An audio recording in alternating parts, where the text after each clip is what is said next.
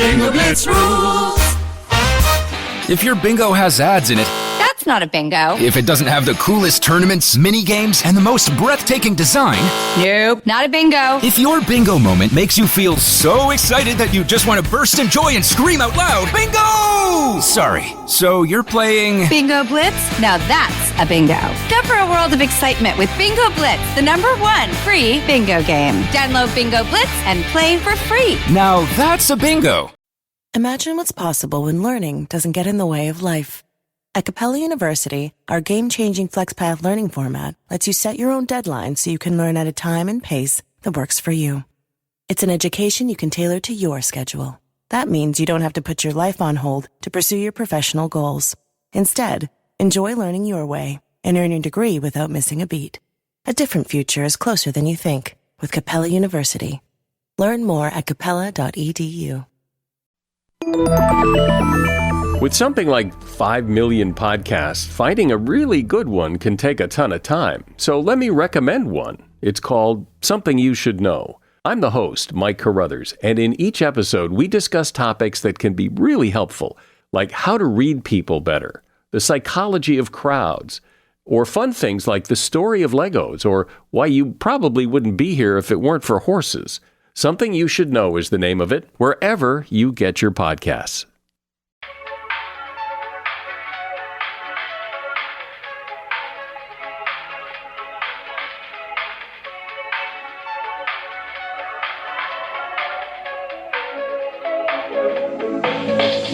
Hello. Hello. Long time no talk for this show. Yes, everybody. Hi. Did you miss us? Because we're here and we've been sitting on what we want to talk about on this episode for so long. And when I texted you yesterday and was like, so are we doing a regular episode or are we going to be recapping the J-Lo cinematic experience? And you're like, regular one, already prepped it. I was like, thank God, because what I want to talk about is something that is so trivial, but also so niche that I just need to share it with someone and discuss with someone. Because I tried talking about it with Mott's and he was like, okay, whatever. These are like my 2 Roman empires right now, and I cannot wait to talk about it. Okay. Love it. I just noticed I didn't do my eyebrows and they look very thin. I think it's Trixie and Katya who, I don't know who they were. I think they're talking about Katya, but in her like old Drag Race clips, they would call her lips like thin, villainous lips. And I look at pictures of my eyebrows when I didn't like try and brush them up because naturally they're very thin. And I was like, those are thin, villainous eyebrows. I started brushing my eyebrows up because I saw you do it in a video.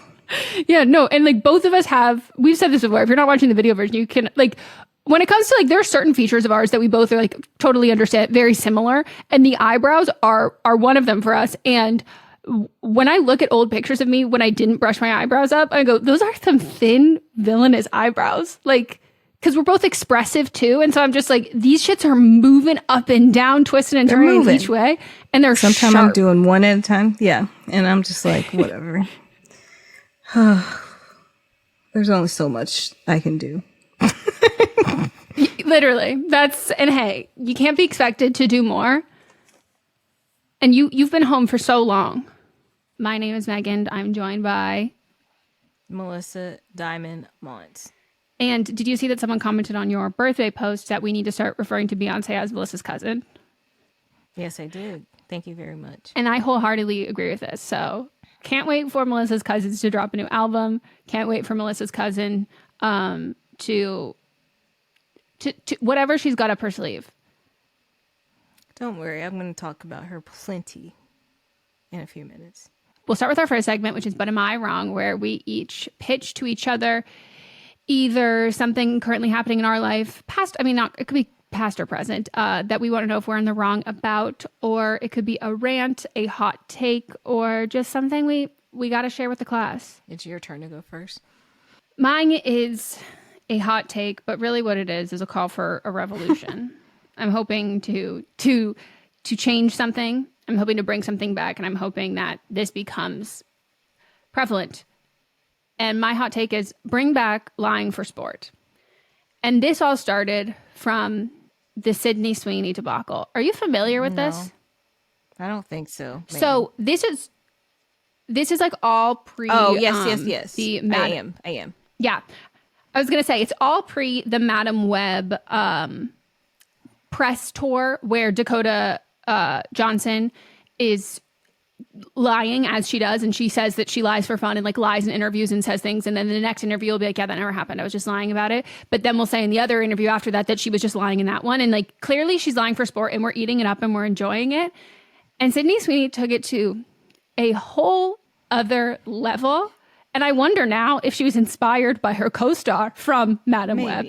But Sydney Sweeney, not even allegedly, but like, I don't know the exact dates, since she's come up in Hollywood, since she's been doing interviews, her like origin story was that she was a tour guide at Universal. That she would say, she was like, oh yeah, I was working at as a tour guide. And she's like, the first interview that she ever did about it, like she explicitly said like, yeah, no, I was a tour guide. I was a tour guide at Universal, and like, you know, and she was saying she was like super young. She was like, in high school, she had to pay for her own like cell phone and her own car and all that stuff. And her family moved out to LA with her, very child actor, like typical standard thing. And then she was like, yeah, I got the call to be on Sharp Objects. And I was like, oh my God. And fun little side note, everyone, my audition for Sharp Objects was one of the worst days of my entire life. Like, I have never had a casting director say something so out of pocket and so mean to me. I called my coach afterwards and I was like, what did I do? Because like, I worked with him for like 2 hours before, and he was like, no, not even. I had booked like 2 hours and we did 30 minutes. And he was like, Meghan, like, you're solid. Like, this is so in your wheelhouse. Like, you're so good. I'm not going to charge you for the full 2 hours. Like, crush it. You've got this. And I called him afterwards and I like told him what this casting director said.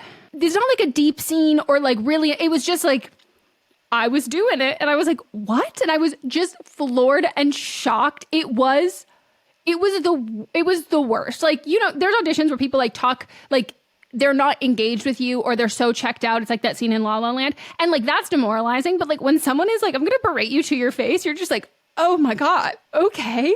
And it was wild. So naturally I didn't get the part. It's not even the part that she was, but her whole thing was that she got the call and she left her job as a tour guide for Universal. And it comes up in like pretty much every interview, because I don't know how long she'd been in LA at that point, but if she had been here for more than a year, she should have known at that point that the job of being a tour guide at Universal is like a thing. It's a thing that like people in LA talk about. Anyone who even works in Hollywood. Yes, it's coveted and people are interested in it. It is like, it's like still the same level of like celebrity to celebrities. Like, it's still cool and novel to people no matter how successful they are. And it's like, you have lots of questions. There are people on TikTok who have been like, oh, Ryan Gosling, I met him and he asked me about it and like wanted to hear all about it, like my job there and blah, blah, blah, blah, blah. And so she has gotten more and more famous, and it came out that she like talked about it again on Hot Ones. I recommend anyone watching the clip, because it's just like, she is like, so knows that she's in the hot seat, and she's kind of like, and trying to change the subject. And then she like coughs at a point where everyone's like, oh my God, she's trying to like totally pivot the conversation to something else, which I don't know if that's true. But all of these people saw this who hadn't been like, she hadn't been on their radar like that before. And they were like, worked here for 10 years. She never once worked here. Never once. That wasn't a thing. She wasn't even in training. Like, you have to audition. You have to be over 18. She wasn't. Yeah, she wasn't of age to get it. No, and it's just like, and people are like, well, maybe it was like an unauthorized tour. And to that, I say, I don't know anybody who is in LA who would make that suggestion that like that, because like that's not like it's not like an unauthorized like bus tour of celebrity homes. Like, you would have to be, you'd be breaking the rules of Universal. Like, you would be putting yourself on a limb and getting a hell of a lot of trouble to do so. So like, you'd be running a big scheme. It wouldn't just be Sydney Sweeney, like 16 years old, running this scheme. And if she was, she would also say that at this point, because like, to be fair, that's much cooler. And I just have to say that I love it. Like, I love the idea of someone just like getting on here and like going to these press talk shows, doing the whole fucking circuit and just lying. Because Dakota Johnson lied about loving limes. That was innocent. Sydney Sweeney lied about something way bigger, way easier to catch. And everyone's like, why should she do this? And I go, because this is hilarious. I don't know that she knows it's funny, but I find it so fucking it's funny for you. It's so funny for me, because it's such an innocuous, weird thing to lie about, to try and make yourself sound more interesting, which is like, something that people do in the industry, and people do that in general anywhere. And we all have that like one friend who just like lies like seemingly for sport. And you're like, what? Maybe not friend at this point anymore. We're old enough that we're like, we don't hang out with those people. But like, I just love when those people become famous and then she just lies about like that. SZA. SZA is always lying about shit. And I'm obsessed with it. Like when people are like, you can't believe a word they say. I'm like, love that. Like I love my celebrities, again, with a heavy dose of delusion. And like to just so boldly lie in something that's so easily provable to not be true is fucking hilarious to me. So bring back lying for sport. Maybe that ties into my but are they wrong? Ooh. We'll see. But I'm fine with it as long as it's a lie that doesn't hurt people. Yeah. Or you're like taking advantage, like Rachel Dolezal, whatever name she's going by now. Did you see Melisa? how she When I said got fired from her job as a teacher and is going by a new name, a new African-based name, and is also on OnlyFans? just why she was fired from her job. Yeah. When I thought, But it was funny because the headlines just said teacher from wherever she was. I don't know. Wherever she was, just said teacher fired. And then I saw pictures of Rachel Dolezal and I was like, I thought it was an AI issue. I thought it was people. I thought people were making jokes. I didn't understand what the joke was. And then when I click and I read the actual article, because it kept popping up, so I was like, I got to see what this is, because why is her picture attached to all these things I'm seeing? Melissa, that was my Wild. exact experience. I said, something is going wrong in the back end of this, because why is this Rachel Dolezal picture here? Because you're not using her name, and her name is a headline in itself. No. So like, why aren't you using her Yes. name? And so I was like, oh, this must have been like, they pulled the wrong image for something. And then I started opening it and I go, bitch, this is Rachel Dolezal. Stop. We all need to stop pretending we don't know who this is. Like, this is not, to me, this is Rachel Dolezal. I don't know what she's going by now, but to me, this is who she is. Tell me who she is. Yes, I was hilarious. dying. But she does like lie to get people out of, like, actual people of color. They don't get jobs because people think she was black. But I'm like, at this point, everyone should know who she is. There's no excuse not to know who this woman is. If y'all hired her to be a teacher, that was on you. If you got bamboozled by Rachel Dolezal at this day and age, you have to take that as a personal loss. Yeah. Like, we can't help you out there. But I also don't think she's lying for sport, because that is she's lying for to fuck shit up. I think she truly believes she's black. Like, I truly believe that she thinks that she is transracial. Have you heard that? I think it might be a Vine clip. Like, oh, it's mental illness, isn't it, babe? It's like, okay, Yeah. well,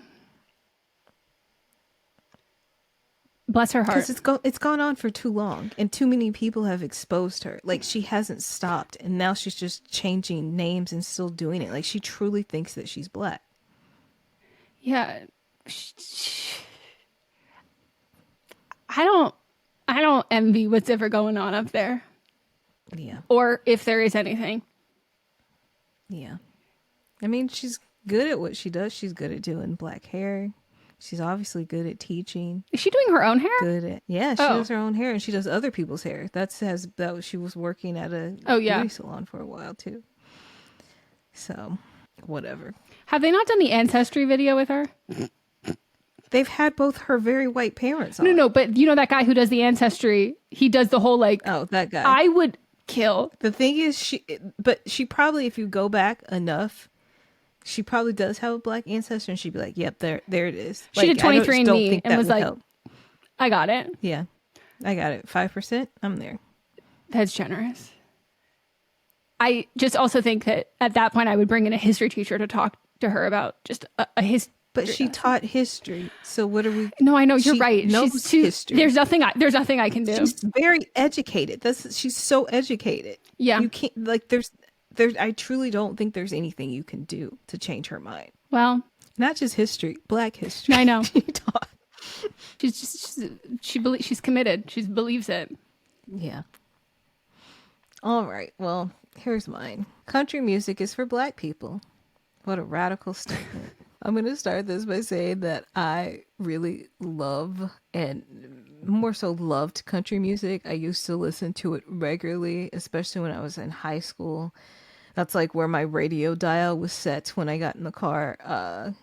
But then I got to a point where I was like, I can't hear this anymore because I'm learning too much about these people's lives and their races. And I was like, the only people I can listen to are the Chicks, Rascal Flatts, Darius Rucker, and also, Keith Urban too, but he's Australian and New Zealand. So When I found that out, I was like, whoa, what? And Taylor Swift had her Pennsylvania accent, and she said, I'm going to make country music. And I said, that's crazy. And then I heard about Keith Urban, and I said, not that crazy. And I enjoyed Taylor. I really liked Taylor when she was country too. So I loved country music. And the thing is, in reality, just like most popular music here in the United States, it began with Black people. More specifically, the story of country began with the banjo, which the modern day banjo is a descendant of the West African instrument made out of gourds. And when enslaved people were stolen from their homes in Africa and brought over here to America, they were forced to create their own music, hymns, spiritual songs, rooted in African music. Even some enslaved people it was like higher on the price tag if they were able to play the banjo to entertain their enslavers. And then it was like practically unheard of for white people to play the banjo, but like many things that Black people create, it was eventually stolen. The first, this is according to PBS, the first string bands in country music were enslaved people. And what we call country is a West Coast picking style of the blues, and blues derived largely from Southern Black men, most of whom came from agricultural work, and the earliest references to the blues were in the 1890s and 1900s. And then a composition by the Black band leader W.C. Handy it was called The Memphis Blues, was published. Some people that don't know, the B in R&B music stands for blues, rhythm and blues, and for some reason if you make Black music, it's either put into two categories, R&B or rap, and that's it. Like, even though it can be any genre. And then like in the 1850s, minstrel shows came, which are racist satirical entertainment. And white people used to dress up in blackface and mock Black people and Black culture, including playing the banjo. And the white people in blackface were so entertaining with each other. They were like, now I gotta learn how to play the banjo because this makes me happy. And so then it was changed and became more palatable to the white audience, and then it was renamed as hillbilly music in the 1920s. And hillbilly music was later renamed country. The first hillbilly music came from like slave spirituals and hymns and blues. And at that time, the music, I mean, it's still segregated now, but anybody that was like a Black artist, they were just known as like race records. White music was broken up into actual categories, which is just odd. Just calling race records. Yeah. What is that? Exactly. Like, that's not even descriptive. Like, I wouldn't be able to know what that is. After World War I, hillbilly music was officially rebranded country music, and it was commercialized, and Black people were completely pushed out of the genre as a whole. And then country music started moving like more north, and it was known as white music, and Black people were erased from country music as a whole. So it's come to a point where country music has been widely segregated.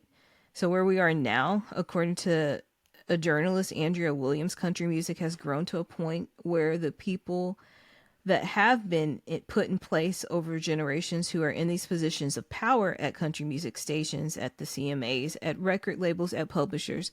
They're all upholding a system created based on racism to keep Black people out. People have tried to keep it out. Like T-Pain recently spoke about how he's written a lot of country music. And at this point now, he's still writing country music, but he's doing it under a pen name, under an alias, because it's racist. He would get a lot of backlash. And here's a quote from him: "Country music is where I get all my harmonies, country and gospel music. That's where all my harmonies come from." And then he said, like, people acknowledge, like, it feels it like it's not cool to listen to other genres of music, but Iden wrote a lot of country songs, stopped taking credit for it, because as cool as it is, when I see my name in the credits and shit like that, the racism that comes after it is just like, I'll take the check. And he also said, "Don't put me on that shit. I'll just take a check, bro. Never mind." Beyonce is releasing a country album. That's what everybody believes. Is she has not fully confirmed. So you guys are crazy. It's not a country album. But the 2 lead singles that she released are country songs, and she has been dressing in her country regalia, which I also want to take a little side note. I saw where some people were saying that the way that she was dressing now was cultural appropriation. Shut the fuck up. And 1, this is her culture. 2, she grew up in Texas. 3, I believe in the Bills video from the 90s, they're literally wearing cowboy hats and stuff. Like, this has always been, she's sang country music for a long time, even like not just these 2 songs. It's ridiculous. So for all the people that are now saying that, you know, Beyonce doesn't belong in country, and they're really showing their true racism, to people like that, I say, 1, let's remember the origin of country music. 2,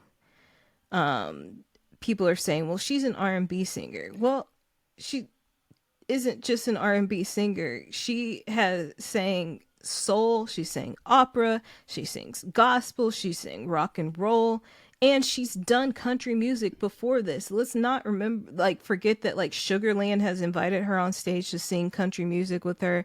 Also, the Chicks invited her to the CMAs a while ago, and people were mad then, but she was singing, both those times she was singing her own songs. Like, she has been singing country music for a while. She's a true pop artist, and you can't just put her in a box, because she even does hip hop too. She raps sometimes. Like, she does every single genre. And so a country radio station, KYKC, in South Central Oklahoma, refused to play Texas Hold'em, a true twangy country song. And someone shared an email that they received, and when they had tried to make the request, and the email came back and said, "Hi, we do not play Beyonce on KYKC as we are a country station." And then someone else, the BAIW, they scare me. I don't consider myself part of the BAIW. It's me and Swifties. Just as you do not consider yourself a Swiftie. Yeah. I am a Beyonce fan. I am not part of the BAIW.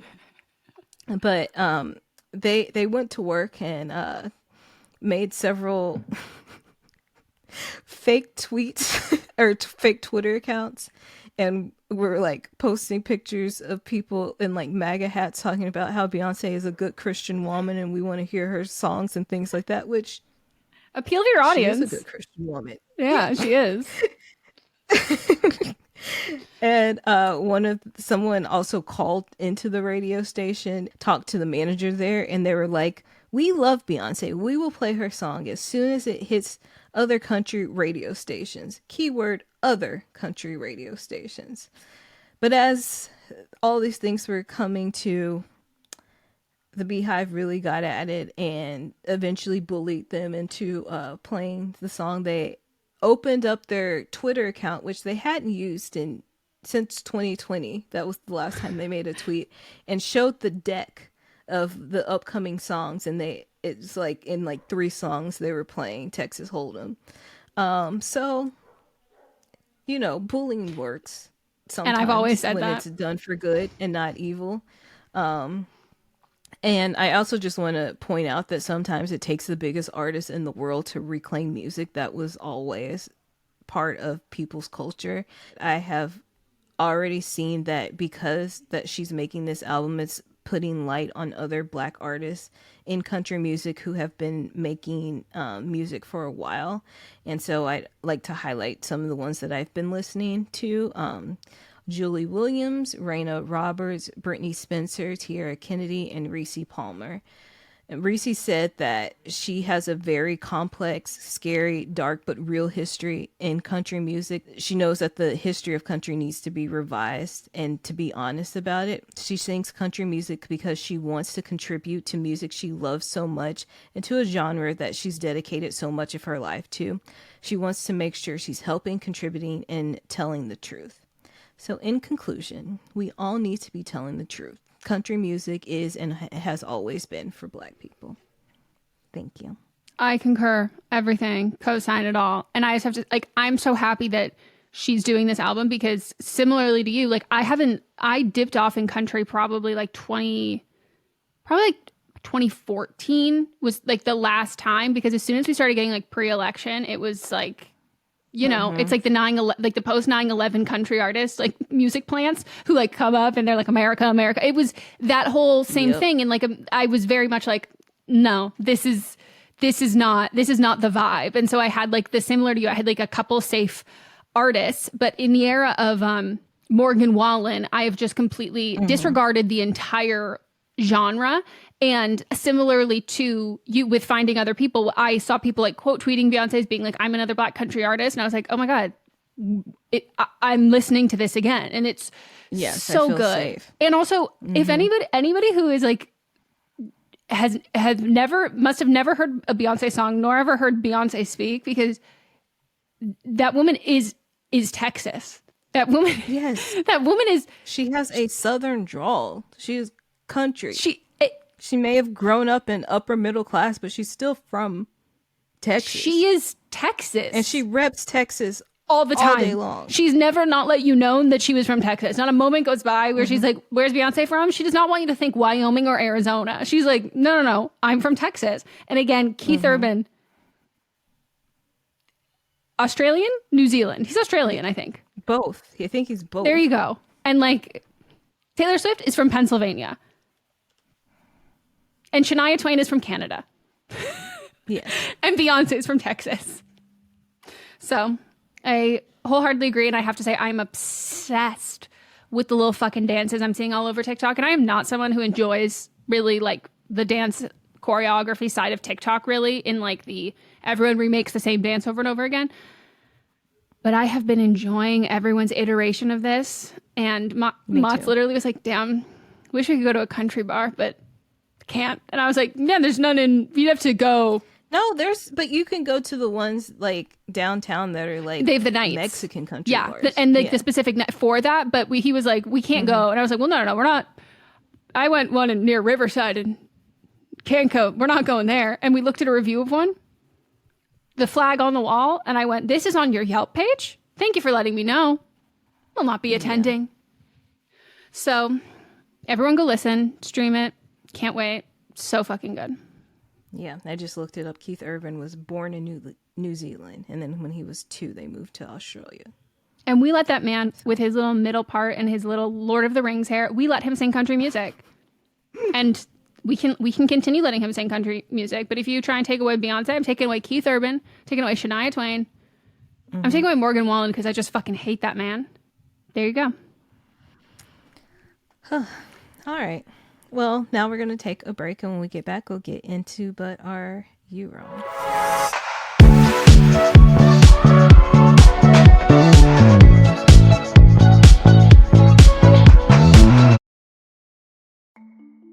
As a podcast network, our first priority has always been audio and the stories we're able to share with you. But at Realm, we also sell some pretty cool merch, and organizing that was made both possible and easy with Shopify. When you think about successful businesses like Aloe or Allbirds or Skims, an often overlooked secret is the business behind the business that makes selling and, for shoppers, buying simple. For millions of businesses, that business is Shopify. That's because nobody does selling better than Shopify. It's the home of the #1 checkout on the planet. And the not-so-secret secret that's definitely worth talking about is that Shop Pay boosts conversions up to 50%. That's more happy customers and way more sales going. If you're hoping to grow your business, your commerce platform better be ready to sell wherever your customers are scrolling or strolling, on the web, in your store, in their feed, and everywhere in between. Businesses that sell more, sell on Shopify. Upgrade your business and get the same checkout we use with Shopify. Sign up for your $1 per month trial period at shopify.com/realm, all lowercase. Go to shopify.com/realm to upgrade your selling today. Shopify.com/realm.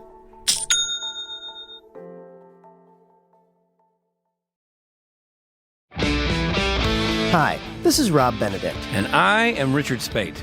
We were both on a little show you might know called Supernatural. It had a pretty good run, 15 seasons, 327 episodes. And though we have seen, of course, every episode many times, we figured, hey, now that we're wrapped, let's watch it all again. And we can't do that alone, so we're inviting the cast and crew that made the show along for the ride. We've got writers, producers, composers, directors, and we'll of course have some actors on as well, including some certain guys that played some certain pretty iconic brothers. It was kind of a little bit of a left field choice in the best way possible. The note from Kripke was, he's great, we love him, but we're looking for like a really intelligent Duchovny type. With 15 seasons to explore, it's going to be the road trip of several lifetimes. So please join us and subscribe to Supernatural then and now. What's up, everyone? It's Noah Daniels. Hey, y'all. I'm JJ. Hey, guys. It's Kat. And we're your hosts of the Real Hauntings podcast, where we bring on guests who share their first-hand encounter ghost stories and supernatural experiences. Now on to the trailer. I've been warned to not tell this story, but I think because of the way it ends, it's okay to tell this story, because some people say that with certain entities, to like speak of them or talk about them or in any way like portray them as powerful will attract them to other people. The creepiest thing about it to me is a lot of times it would wait for me to notice it. Like, it would just lay its arm out like this, and then I'd be like, where is it? Where is it? And then I'd see it, and then it would just slither back. For more information on the Real Hauntings, Real Ghost Stories podcast, make sure you check out Real.fm to learn more about our podcast and many other amazing podcasts.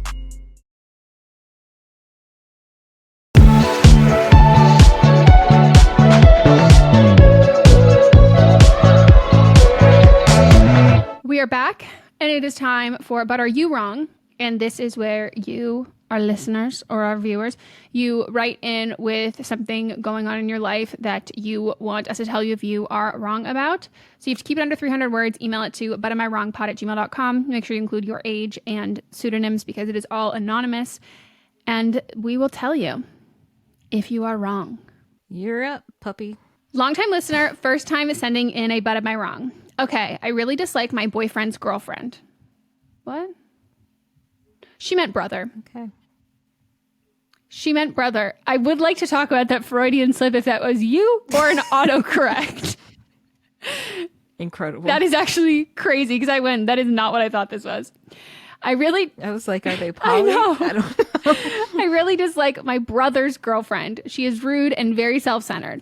For some reason, my brother just doesn't see it. My mom and other sister both see it, and our dad just doesn't care. He's a quote-unquote not my problem kind of dad. So anyways, I was planning our family summer vacation, and I do not want to invite her.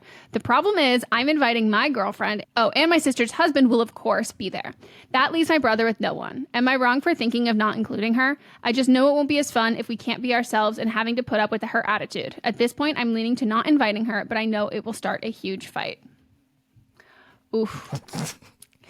You have to invite her. I'm sorry. Are you kicking your brother out of the family? Like, right. This idea of a fight is not... Like, it would be one thing if it was just, like, the immediate family, but no. Or if it was your birthday. This is a family vacation. Yeah. Like, you're not more family than your brother is. No.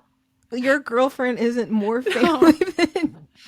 Like, you can't do this. Yes, you were 100% wrong. Without a doubt. I don't even know that you would get away with this. Like, No. I think, like, saying that, like, I'm not going to invite her, I don't think you have that authority in planning a vacation. It's like, well, I planned it, so I get to say who goes.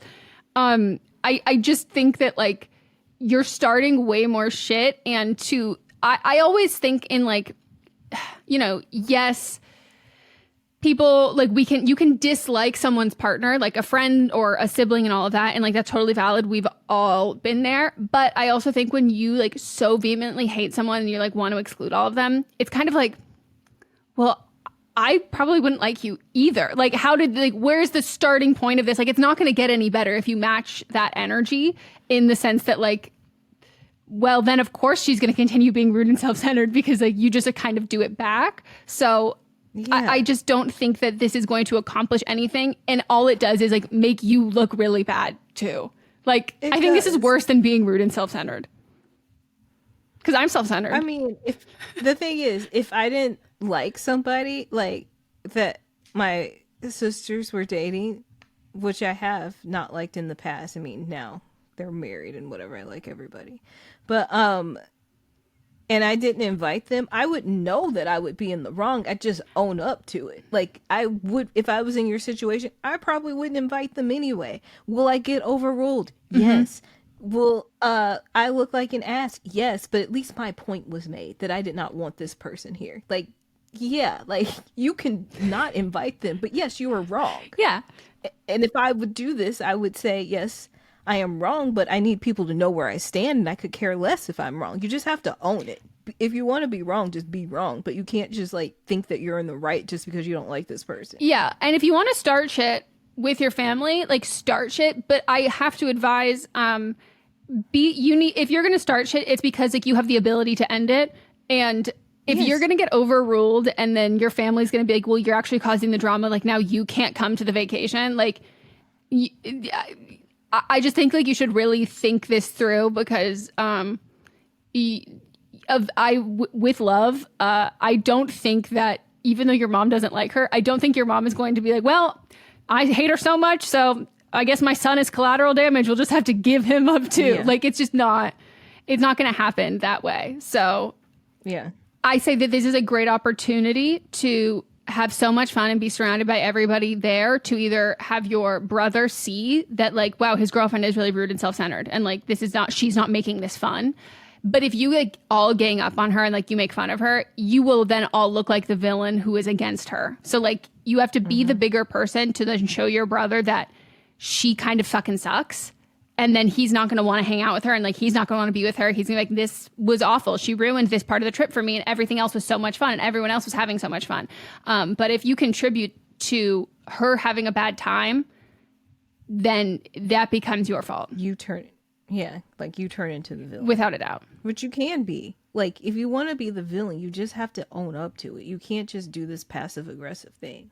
Like, if you want to make this girl's life a living hell, go for it, but you just have to own it and be prepared for the consequences. Like, then they might want to make your girlfriend's life a living hell. So it's like, you can do it, but just, like, be prepared, keep your guard up, sleep with those two fists up, and gird your loins. Exactly. All right. That was fun. Next one. Hi, Eminem. This situation is about me, 25, she, her, and my girlfriend, 24, she, her. We've been in a relationship for over 2 years, and my girlfriend has been using Bumble BFF for the last few months because she wants to find more friends outside of her high school group, which I was fine with. Fast forward to now, she just admitted to me that she reactivated her Bumble date profile for maybe an hour and looked at women for sexual purposes, but says she didn't message or want to message anyone. We got onto a conversation, and I basically had to pry it out of her because I could tell that she was withholding something. Am I wrong for being extremely angry at this and debating breaking up with her because we had a rocky start to our relationship, and this was something that happened before very early on, and I explicitly said it makes me uncomfortable, and she promised she wouldn't do it again. Something about it bothers me way more than just looking at women or porn online versus looking at women in our area who are also seeing your profile thinking you're single. Not to mention the risk of my friends in the area seeing it while it was active. Thank you. You're not wrong at all.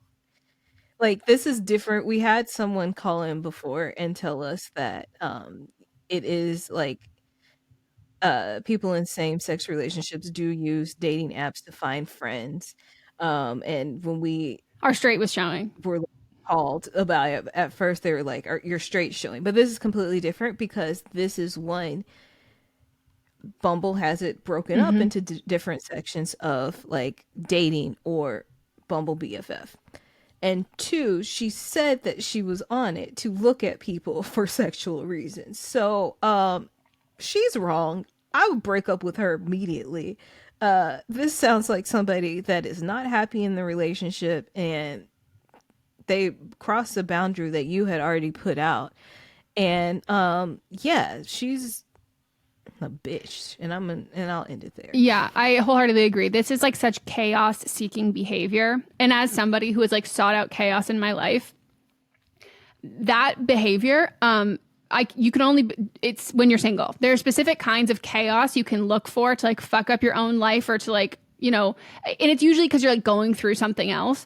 But this is not the one that this is what you do when you're single. When you're single, you join every dating app, you get one from Raya and you start messaging people who you're like, oh my God, I had a crush on you when I was a kid or whatever. You do all of that kind of shit. If you want to start some chaos and start some shit, like, I don't know, gossip to HR. Like there's just, this is not it. And to me, everything that you said about like your friends could see, like that's all of it to me. Like it is just like so overtly and intentionally publicly messy, but in a way that's like enough to deny that it's like, well, it wasn't like public. And it's like, but we both know that it is. And so the idea that it's not is it's not like a lapse in judgment from you. Like you knew this. And I just think essentially we have to pry information out from people. That can be like I don't think that's like a permanent behavior. Like some people are like very afraid of consequence or whatever that is. But for this, I just think that I would assume that this is, like you said, this is not the first time that this has happened. And I wouldn't even say that this is like the second time that this has happened. And yeah, it's insulting. This is the time she got caught. Yeah. It's insulting. Anytime someone like, it's like an insult to like my intelligence of this, or that I like I wouldn't figure it out, or it'd be whatever it is. Like that shit pisses me off. So no, it shouldn't be with someone you don't trust. And I don't trust her. And I'm with Melissa. I don't like her. Well, I enjoy these two. I know. It's like one of them is like, don't break them up. And the other one is break up. We're going to take another break. And when we get back, we'll get into, but are they wrong?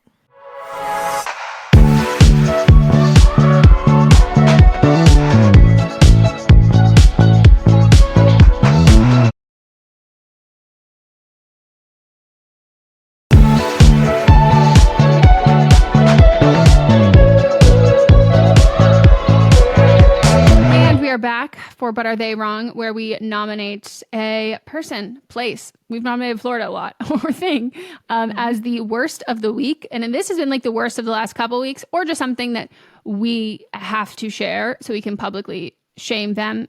Here, we're not saying you're going to like go to their profiles and like shame them. No, this is the public shaming. We're just going to talk about it and gossip.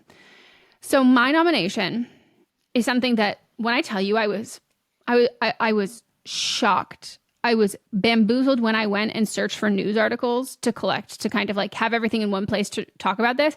And I wasn't finding any. And I was like, what do you mean this is niche internet drama? Like this, where's Business Insider? Put this on the front fucking page. Like this shit is crazy. Do you know, have you heard about the TikToker Julia Ernst?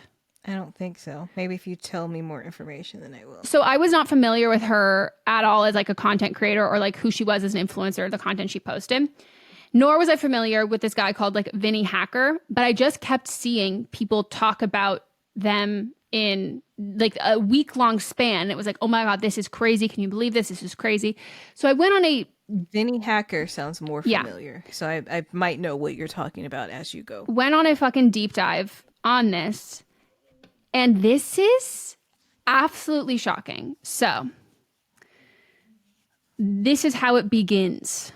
So Julia Ernst is 20 years old, and the summary of this is she made a burner Reddit account to hate on herself from her own snark page, where she specifically would hate on herself, her family, her sister, and her then boyfriend, Vinny Hacker.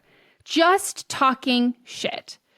So she had posted, someone made a timeline on Julia Ernst Snark Reddit, that's the subreddit. And the timeline of this starts with a tweet from her regular main account. Good morning. I had a stroke last night and I have a big cyst in the middle of my brain. Then she posts on her additional Instagram account, which is a breakfast sandwich account, where she posts the breakfast sandwich she makes. Oh, you might actually have heard of Julia Ernst. The only time I ever heard about her is she's a girl who photoshops her body like so wild and crazy that like she doesn't have any organs, and like that's not what she looks like, but she just keeps doing it. And it's like really, really just it's a sight to behold. So the caption of this is, today I made my favorite breakfast sandwich. It's been a while since I made one. These last few days have been traumatic. I had a few seizures and they found a large, potentially cancerous mass in the middle of my brain that needs to be examined. But I'm feeling good today. So I decided to post for the first time this year. Sorry if this serious post made you feel unsettled, but sometimes you have to enjoy burnt breakfast sandwiches to enjoy one with golden toast. And then parentheses, red pepper jam, mozzarella. Is she from Jersey? Because I don't think that's how you spell it. Avocado, eggs, and bacon. And I don't say that as derogatory to Jersey. I just mean in the, like, you gobbled your last ghoul, Governor Cuomo. Like, Jersey Italian is different than Italian. So, then a Reddit user posts to the screenshot of that Instagram with that caption saying the title, brain cancer. And then saying, I can't tell if this is real or not, but if she actually does have some sort of brain cancer, I bet Vinny is finally going to post her to make people feel bad for him and to victimize himself like he does in every situation. And people start commenting. Wait. Melissa. So she's doing this because he hasn't posted her on his social media. So she's making it seem like she has brain cancer. So he'll post her. Allegedly. So then someone comments on it, something doesn't feel right about this. And people are saying like something feels off about this post. But then someone points out, why does this screenshot include boost post and view insights, which is the only thing that you could see if it is your own account. And then people go and they see the previous things that she has posted and stuff. So she deletes it like very quickly. And then she posts on her Instagram story claiming to be hacked with a screenshot from like a Instagram email, you've been hacked or whatever. We noticed a new login. And then she said, whoever you are from Romania, get out of my account. And then she does a screenshot again of like a maps thing of like, this was me, this wasn't me kind of thing, how like Gmail will sometimes do that. And then this is enemies to lover trope. And it's like, this is in Romania from a Pixel 3. But then people realized that this another comment on this said, very interesting how someone logged on January 22nd at 11:58. So in Pacific Daylight Time, it is 5:27 p.m. in Eastern Standard Time where she lives. It is 8:27, and in Romania, it is 3:27 a.m., which would be January 23rd. Literally not a single number adds up. Did they hack her in the future? LOL. And then people figured out that there is no support system for the Google Pixel in Romania. It is not in Romania. You can't have a Google Pixel in Romania. And then she edited all of like the things so you can like zoom in and see that like the lines of like the words are not aligned in the screenshots that she's showing, blah, blah, blah. And then she cleared up the rumors on her main account saying, I don't have brain cancer, by the way. I do, however, have a mass in my brain that needs to get biopsied to test if it's cancer starts spreading. Thank you for your kindness and support. And then we get to, oh my God, they have so many fucking posts and I saved so many, but there are just too many now. Okay, well, regardless, she talks shit on herself in like in a way that you would find, but it's like, oh my God, like just stupid shit where it's like people are like, was she searching for someone to be like, no, that's too far, or like that's too mean or whatever. But like a lot of people who are in the public eye are very like self-loathing and might hate themselves and feel validated when other people are talking mad shit on them, or that they can control the narrative and be a part of the narrative or whatever. But also to kind of get people talking more shit about you. Some people will post like, anyone have any gossip about so-and-so on some subreddits who have like really small micro influencers because they're trying to get attention. They're trying to get like the notoriety and clickbait so people will pay attention and then go follow them and see who they are and maybe like start defending them or whatever. But yeah, she talked shit about her sister, and then people found that either the exact same account that she had used to post this screenshot from her own account about the breakfast sandwich cancer thing, it was either that account or like a similar named one. So people found out that she then, like months prior, had posted, "Oh my God, are these Vinny's nudes? Like LOL, like either like get it, Julia, or like you dodged a bullet, Julia, or whatever," and spread around nudes of her then on again, off again boyfriend, which is revenge porn. But it turned out not even to be him, but started all of this shit for him in his life of dealing with the fact that like these alleged nudes of him were getting leaked, couldn't find out where they were coming from, wasn't him. He has to say it's not him. And then people are like, we don't believe you. Like, what do you do in that circumstance or situation? Like when you claim that it's not you, even if it is factually not you, there's only so many ways to prove that doesn't involve you then leaking your own nudes. So he then found out about all of it. They have broken up officially again. And someone has asked him on his like live streams of like, how do you feel about it? He's like, I don't like want to talk about it. Like, this is wild and like so fucking crazy. And apparently this is not someone who I would say is lying for sport. This is someone who I would say is lying for destruction, and in her own life and anyone adjacent to her life. And the fact that like, this is just, it never got picked up and everyone just like moved on is crazy to me when you factor in the revenge porn aspect of it.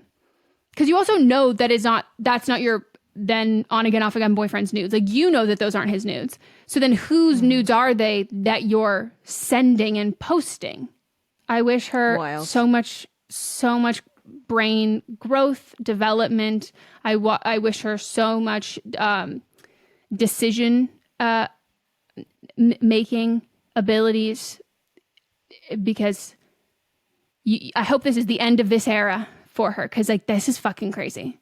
So how many followers does she have on TikTok? Let's see, 918,000. Oh, her bio is chronically swag. That doesn't even make sense. No, well, of course it doesn't. She's a little white girl. Okay, well, that is, I don't even, like, I need time to even digest how much you have to love or hate yourself, that you have to make up a complete fake account where you hate on yourself. And also how much you hate your relationship, or you don't like your partner, or your partner doesn't something like there's something just not right about like you and your partner, that you have to fake this or like talk shit about him in a subreddit for attention, and then hope that pushes it. So then people will go and like leave comments on his account, so then he'll publish you publicly. But also, if all that's right, then like, I mean, I guess it would work either way, where it could be like he's gonna post and be like, she doesn't have cancer, but then like, how would he know? Or like, it's just so bizarre. No, and it's one of those things that I'm like, I don't know what gratification she's getting from this, because like, you're putting so many things, you're asking so many people to view you as the main character in their life, to do all of this, to like accomplish whatever you're trying to accomplish, that it's like, it's so fucking weird. It's like a weird combination of like diabolical and incredibly like meek. Because I'm like, you couldn't just like have a conversation with, if you're mad at your sister, like you couldn't just like tell this like, it's just so odd, because it's like you're starting so much shit so publicly, but also at the same time like not actually talking to the person that you have a problem with or you want to have a conversation with. Like, you'd rather do it on a stage or incorporate all these other people to be involved and complicit in it. It's just so fucking weird. All right, mine is also about a liar. or maybe they're not a liar. Actually, I take it back. I don't know if they either fall into two categories that you have created.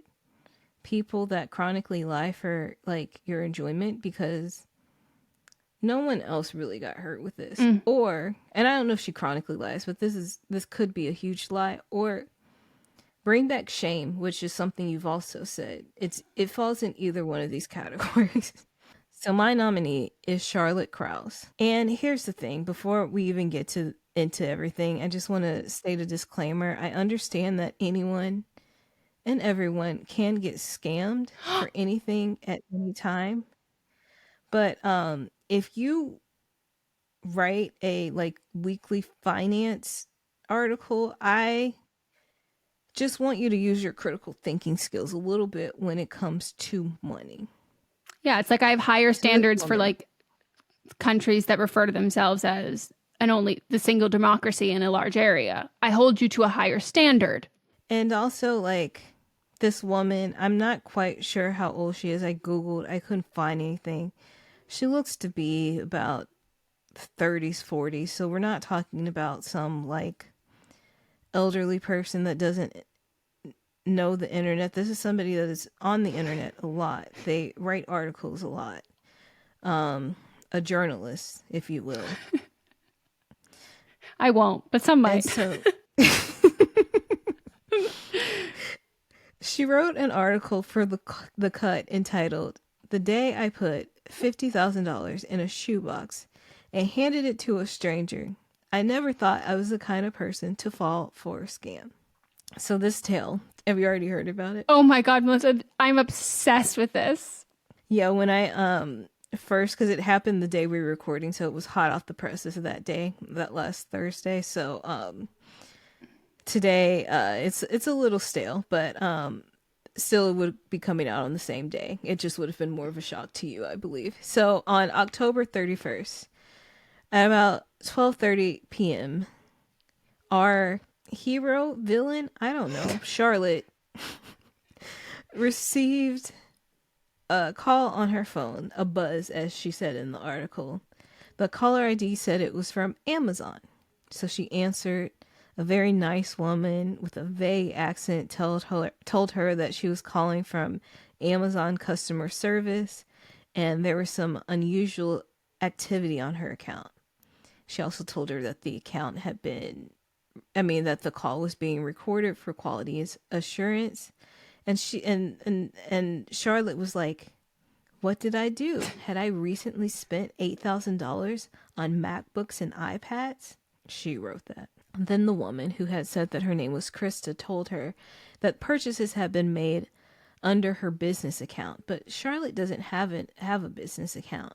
And Krista told her that Amazon shows that she has 2 business accounts. And so then Charlotte is really listening deep into this conversation. At this point, I would have hung up. Just me, someone who probably is around the same age as Charlotte. I would have hung up and just looked at my Amazon account and saw that there were no purchases. Truthfully, that is a little incorrect because neither one of us would have answered the phone call to begin with.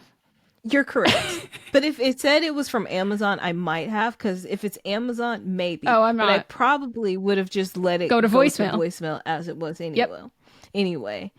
And then it was explained to Charlotte by quote unquote Krista that she was going to be sent to the Federal Trade Commission, where they were referring her to defrauded customers and asked if they could connect her.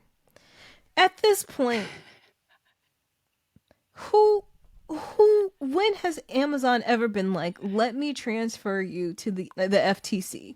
And I'm someone that Amazon makes one little mistake, I'm calling them and we're getting this resolved. Amazon will not let you off the phone until they have resolved it internally. They will give you that $8,000 back before they're gonna, if this had actually happened, they're gonna just give you the money back before they send you to anyone else. Mm-hmm. And so she gets on this call with the FTC and they read the last 4 digits of her social security number, her home address, and the date of birth to confirm that everything is correct. And yes, they were correct, but like, when have you ever got on a call and they were like, it's usually the other way around, and they're just like, give me something. But why would the FTC be sharing this information with you? And then this man on the phone told her that she had 22 bank accounts, 9 vehicles, and 4 properties that were registered to her name. The bank accounts had wired more than $3 million overseas, mostly to Jamaica and Iraq, and asked her if she knew anything about the account, or asked her did she know someone named Stella Suki Kwan. And she said, I don't think so. Now again, my antennas will be going up, because if I had all these things in my name, wouldn't that show up, I don't know, on my credit report? This bitch has never done her taxes.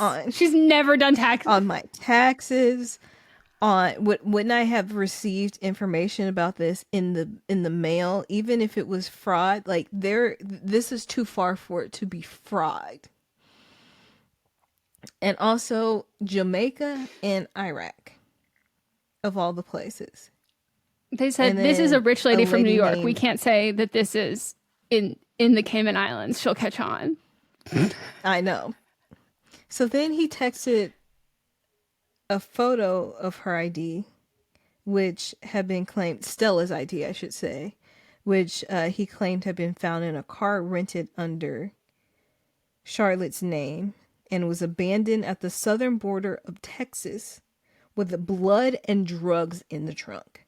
Now, again, me, antenna up, if a car that was registered in my name and there was blood and drug money, don't you think the police would show up at my door before Amazon is calling me or the FTC is calling me? And also, are they disclosing information about an active and ongoing case? How is Amazon privy to this information, yet the cops have not contacted you?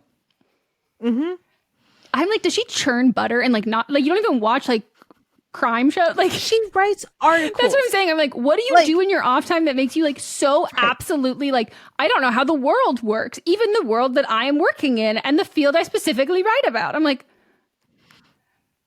And then he texted her photos of drugs and pills and stacks of money and said that there were warrants out for my arrest, her arrest, Charlotte's arrest in Maryland and Texas.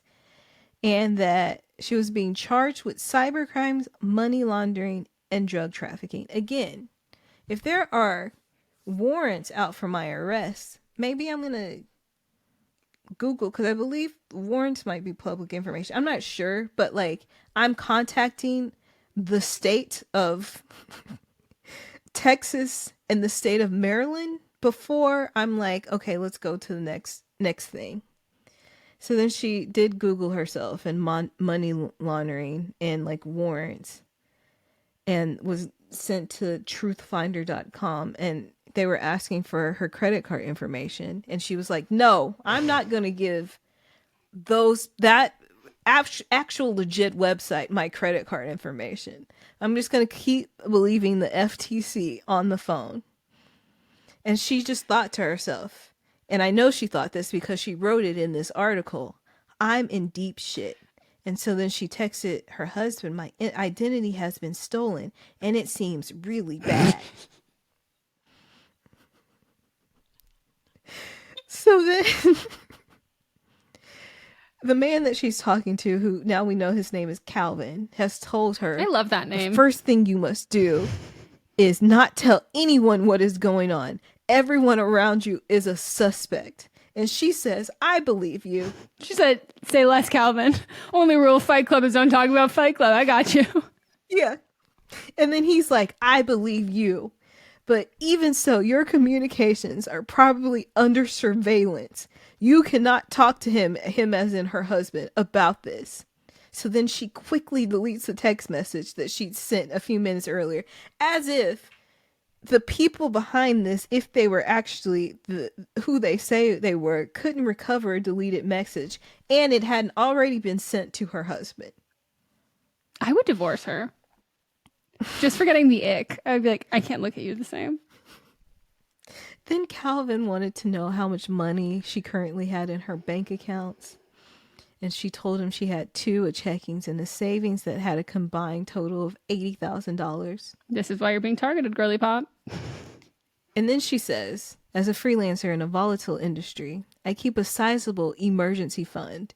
And I also set aside cash to pay my taxes at the end of the year, since they aren't withheld from my paycheck.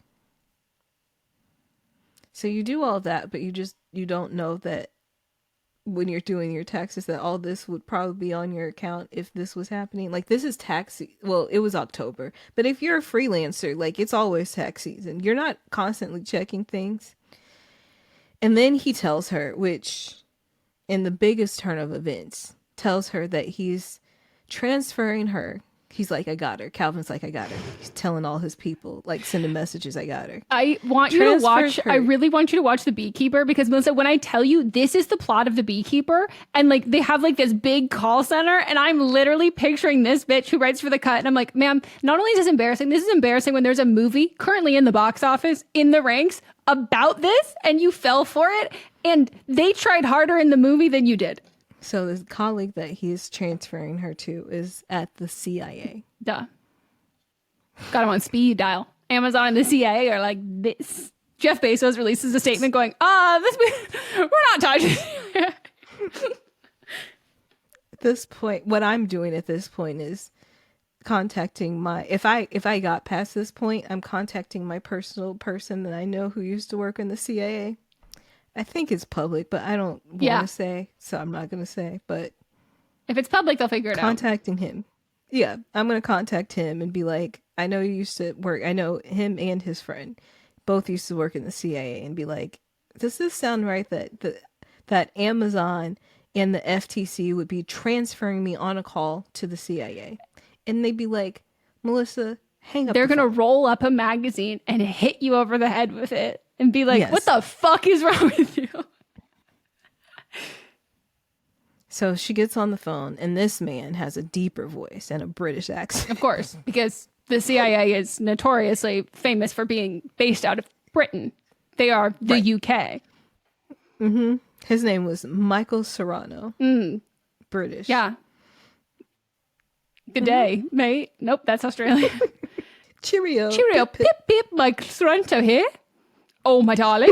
Oh, pish posh. We'll get this figured out in a jiffy. And she's like, thank you.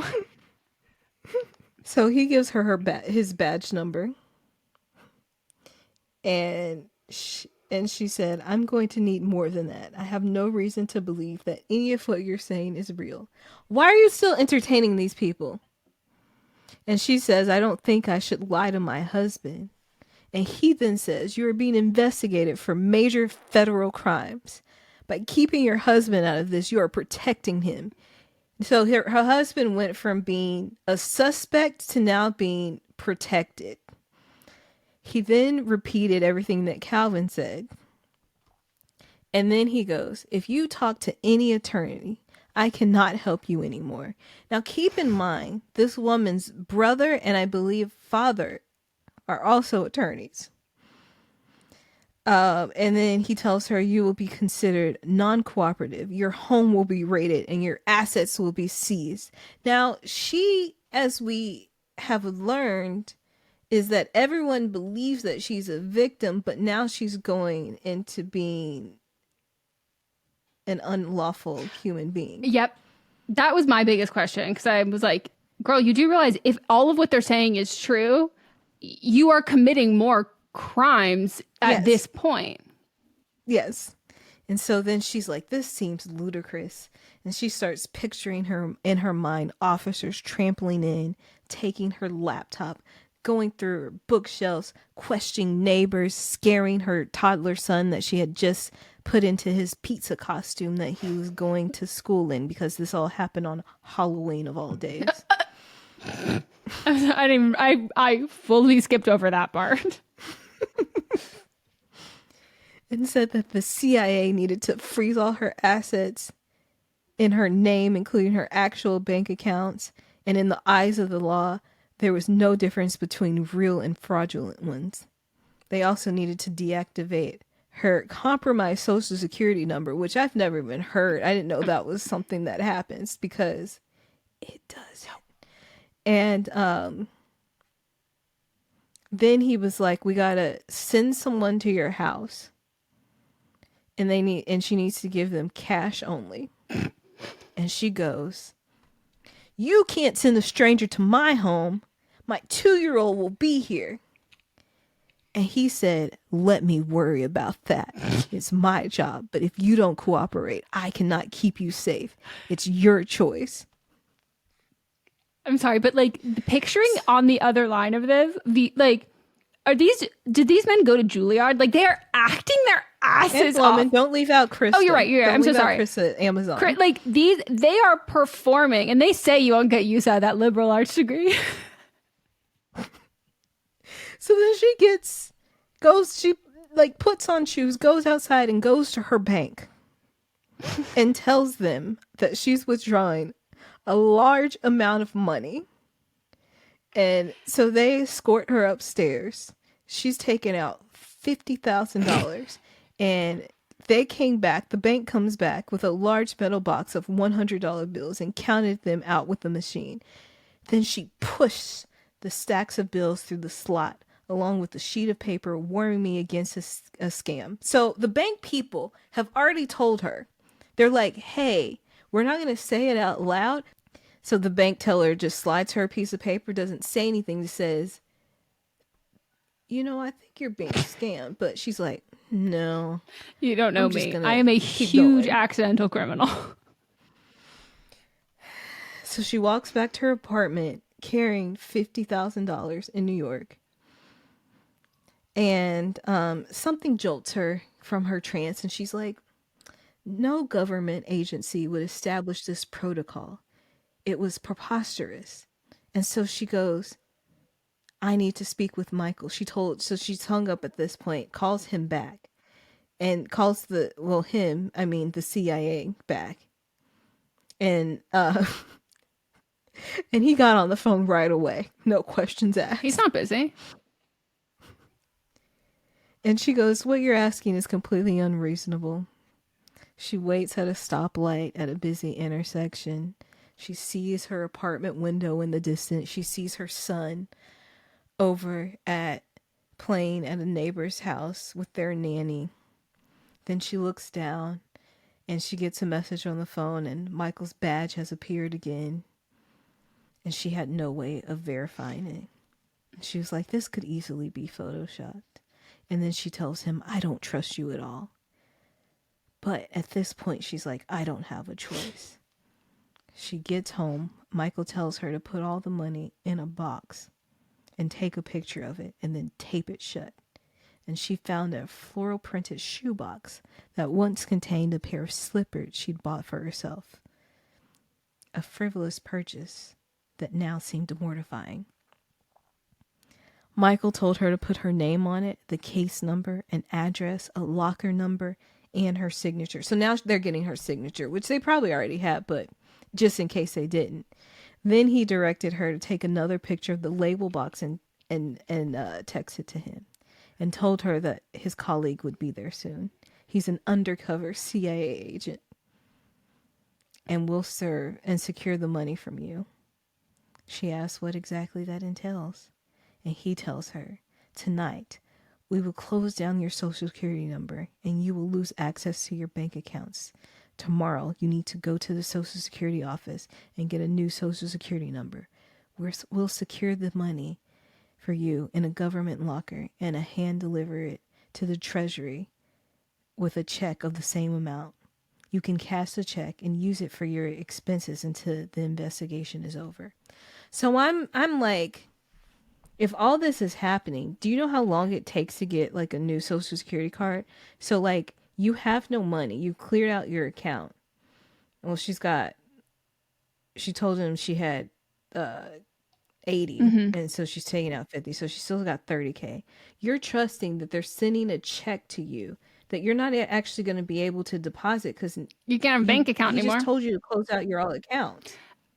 Where's your other 30? Also, you're going to get a next day appointment at the Social Security office. Bitch, no, you're not. You can't even get a passport in that time. So she did ask him why I can't use this cash and why do you have to take it and give me a check? And, you know, at this point, I'm really tired of reading the story from her. And I'm like, lady, I don't know if you just told the most elaborate lie that there ever was, or you just got so scammed. I mean, it's not the most elaborate lie there ever was, but enough to, you wrote an article about it. But also, like, you feel so confident that this could happen to just anyone else that you feel no shame when you had to publish this? That she felt this was an educational post is actually baffling to me. Because I go, man, I might not have gone to college, but we do not have the same level or definition of education. Because what? Do you love Disney? Then you are going to love our hit podcast, Disney Countdown. I'm Megan, the magical millennial. And I'm the dapper Danielle. On every episode of our fun and family-friendly show, we count down our top 10 lists of all things Disney. There is nothing we don't cover. We are famous for rabbit holes, Disney-themed games, and fun facts you didn't know you needed, but you definitely need in your life. So if you're looking for a healthy dose of Disney magic, check out Disney Countdown wherever you get your podcasts.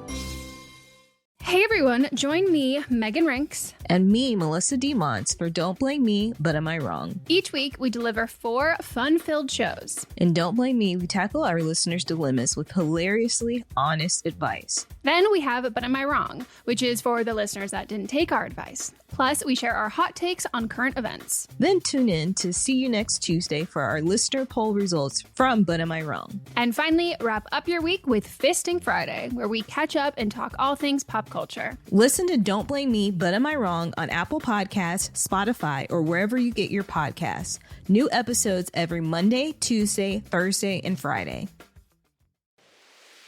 I'm Brennan Storr. I'm Paul Bestall. We're the Ghost Story Guys. And every 2 weeks, we explore first-person stories of encounters with the paranormal from all around the world.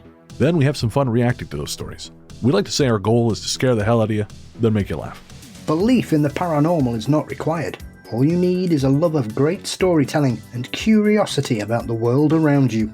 Come find the Ghost Story Guys on Apple Podcasts, Spotify, and everywhere else fine podcasts live, or at ghoststoryguys.com. So she's home after she's done all these text messages and stuff. 3 minutes later, a white Mercedes SUV pulls up to the curb because the CIA, of course, is coming in a white vehicle. Mm-hmm. Undercover CIA. The back window opened. Do not look, and this is what Michael is telling her. Do not look at the driver, talk to him. Put the box through the window. Say thank you and go back inside. Say thank you. I implore everyone to read this full article because I did leave out a few things just for the sake of time, but I don't understand this woman. And I truly, like, part of me really thinks that this was a creative writing exercise because she does have a BA in English from Columbia, but also, like, where's your shame? So she starts like the whole article of like, I'm not like stupid, dumb, old, poor people who get scammed. And then at the end she's like, and I realize it's not actually just like the stupid, dumb, and ugly poors who are getting scammed. Like these people that I know got scammed out of. And then she started talking about like $250,000 and like all of these things that are like a fuck ton of money that it's like, oh, you don't have any concept of this. Like the idea that like the only people you surround yourself with are like, actually, I was also scammed too. Are people who are getting scammed out of millions of dollars because they have that level of assets to be scammed. Like this is just the fact that like the privilege you have to think that the fucking Amazon's going to connect you to the FTC, who's going to connect you to the CIA, and it's going to be this incredibly seamless, streamlined process. Like you've never had to interact with getting shit done in the real world. Like this is crazy. And I did look at a bunch of her other financial articles that she's written, and she writes financial articles for other people who have money, who already have money, and how to have money. Like she's not writing like how to grind how to survive like in X amount below the poverty line. She's like how to like turn your like everyday investments into like a fun rainy day fund. And it's like, okay, that's like not relatable financial advice for the vast majority of America. So I I will never know the kind of privilege and wealth that comes from knowing this. Cause like, I think, cause like Mats was like, you don't feel bad for it all. Cause we were both laughing, making fun of the whole thing. And he was like, I don't know, like, I feel like I'm supposed to like feel bad. And like, there's even people like I know and respect who are like retweeting this being like, you know, everyone you don't know, they like catch you in like these really like heightened emotional like moments to do all this kind of stuff. So like they make you like, you have to go quick, they want you to shut your guard down. And like, that's just like so not how I fucking operate. Like there's no way that would happen to me, like regardless. But I was telling him, I was like, when your lack of financial literacy comes from a place of your economic upbringing being like not having a lot of money, not having family who knew how to deal with money or knew how to save money or bank accounts or all of that kind of stuff, or it comes from a disability or whatever. It comes from being at a place without having the access and the privilege to gain that knowledge. Or then it can also come from a place of, I never needed to learn it. I don't need to know it. To me, that's where I draw the line in feeling bad, where it's like, if you are old, if it's like the technology, whatever it is that's not matching up, but if you have all of the resources at your hands and you have every ability to understand finance to the point where you claim you do, and you have you are a columnist for this, to claim that this could happen to anyone is the biggest cell phone I've ever seen. Like if I was her boss, I'd be like, I'm firing you. This is absolutely insane. But she's freelance. So it was like, she wrote this like for like, cause she wanted to. It's not like she had, she's a rich people job. She's a freelance journalist in 2024. Yes. And I believe this woman was probably a liberal woman too. So like, she really, just because she's written articles like, for these women, a fire that burns too male and too white. Can body neutrality change the way you work out? My retirement plan is you. Like, these are... She's also had articles with Solange and Kim Kardashian and St. Vincent. And I'm just like, okay, like she doesn't have one section that she lives in. So that tells you too that she's just doing whatever she wants that she finds interesting. She doesn't even have any of her finance stuff on her Instagram. She also closed down her Instagram account. I was able to look at it on the 15th and now it has been closed. What a treat. What a delay. So followed her then. Mm-hmm. This has been like my favorite fucking thing to read about. And like, I say this as someone who's not financially literate. Like I'm not good. And like, I can't do math. I'm really bad with numbers. Like I'm bad at remembering things or whatever. But when I tell you that like, I could have actually won the lottery and I would go, probably a scam. I'm not answering that call. Like there are things that like, I probably have missed out on opportunities that like where everything is a scam unless proven otherwise. And to kind of like have the thing of like, no, life just works out for me. That to me is like, that's not delusional. That is like, oh my God, like, people have been paving the way, the yellow brick road in front of you, and you had no idea, and you just thought like, there must be something about me. Like that is just like, what are you talking about? Like people don't just do this for you. Like not scrappy. And that is not a friend that I would have liked to have in college when you're like drunk at a fucking club, because she's only like, this guy said he knows Drake and he's going to take us to his party. And I'm like, oh my God, no. Get out of his car. Like, it's just so infuriating to me. I need there to be. I love it. Anyway. I'm so glad we got to talk about it. Thank you for sharing. And that is it for our episode. We hope you all enjoyed. If you want to participate in an upcoming episode, you can always write us in for the But Are You Wrong segment at butamiwrongpod@gmail.com and vote on Friday, or vote before we do the episode Fisting Friday, where we read the results. So you can say who you think was wrong in the situation. If you're one of the writers from the But Are You Wrong segment and you want to give us more details or an update or anything, you can always submit that into our DMs. And as you're voting, regardless if you're in this episode or not, if you have thoughts and feelings, please share them and we will read them on the Fisting Friday episode. And I would love to hear people's thoughts and feelings specifically about this last one. Me too. Next week, we'll be watching J-Lo's movie that I don't remember the name of because it is too long. But it's on Amazon Prime. I'm going to have to watch it again. It's going to be painful. Get to. I did watch it on my birthday. I said, everyone, we must sit and watch. And the commentary that I was getting from my family, same commentary that I was seeing online. So here we go. I can't wait to discuss it. If you're hearing this, it's probably too late. Unless you're hearing this in the morning time, it's probably too late for you to share your feelings. But we've posted something to tell you, to let you know. It's heavy on my heart. It should be, because the movie's about the heart, the eyes, and the nipples of the face. Well, can't wait for you all to hear that. Can't wait to record it. And stay tuned. We'll circle back. But Am I Wrong is a production by me, Megan Rinks. And me, Melissa DeMonts, plus Diamond Imprint Productions. Post-production by Coco Lorenz. And production assistance by Melanie D. Watson. Welcome to the small town of Chinook, where faith runs deep and secrets run deeper. In this new thriller, religion and crime collide when a gruesome murder rocks the isolated Montana community. Everyone is quick to point their fingers at a drug-addicted teenager, but local deputy Ruth Vogel isn't convinced. She suspects connections to a powerful religious group. Enter federal agent V.B. Laureau, who has been investigating a local church for possible criminal activity.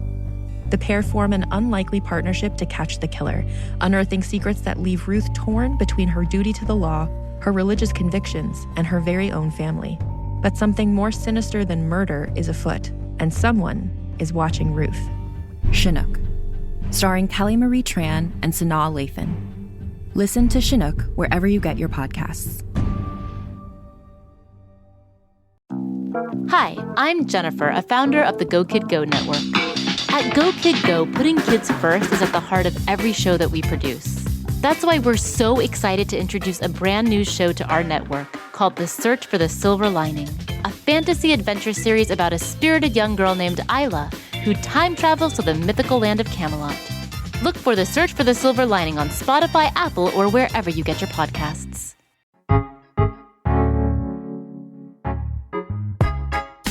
I'm Laura Cathcart-Robbins, and I'm the host and creator of Only One in the Room podcast. Every week, my co-host Scott Slaughter and I invite you to join us for an hour and lose yourself in someone's incredible Only One story. We talk to the realest of real people, dealing with issues like infertility, addiction, human trafficking, and body shaming.